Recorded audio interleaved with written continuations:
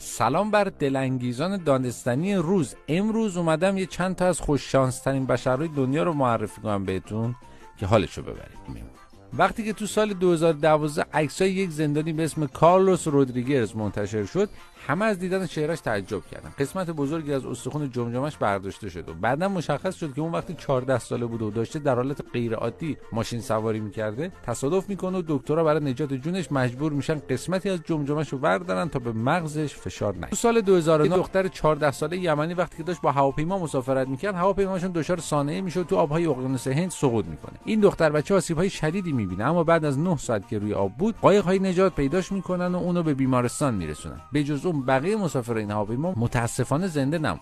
اگه فکر میکنید بد شانسید، به این مورد توجه کنید که ببینید چقدر خوش شانسید. تو سال 2008 یه مرد 46 ساله اهل کلرادوی آمریکا در حال دوچرخه سواری بود که یه ماشین بهش میزنه و در میره. اونو به بیمارستان میرسونن و بعد از چند ساعت مرخص میشه. تو راه برگشت که میخواسته از روی ریل قطار میانبر بزنه، همون لحظه قطار از راه میرسه و اون از یه پل 4 متری پرتش میکنه تو آب و دوباره به بیمارستان برمیگرده. ولی به هر حال سالم. سرادریان که یک کهنه سرباز بریتانیا بود، لقب مرد نامیرا رو داشت. اون تو زمان حیاتش تو 3 تا جنگ بزرگ شرکت کرد که جنگ جهانی اول و دوم 2 تا از اونها بودن. اون از ناحیه‌های مختلف 14 بار مورد اصابت گلوله قرار گرفت، اما جون سالم به در برد تا یکی از مهمترین نشونه‌های افتخار رو از ملکه الیزابت بگیره و در نهایت در سن 83 سالگی ریق رحمت رو به صورت طبیعی سر کشید. احتمال اینکه شما مورد حمله کوسه قرار بگیرین 1 در 4 میلیونه، اما یک موج سوار به اسم تاد اندریس تو سال 2007 در حین موج سواری به طور یک کوسه سفید 5 متری برخورد که بهش حمله کرد.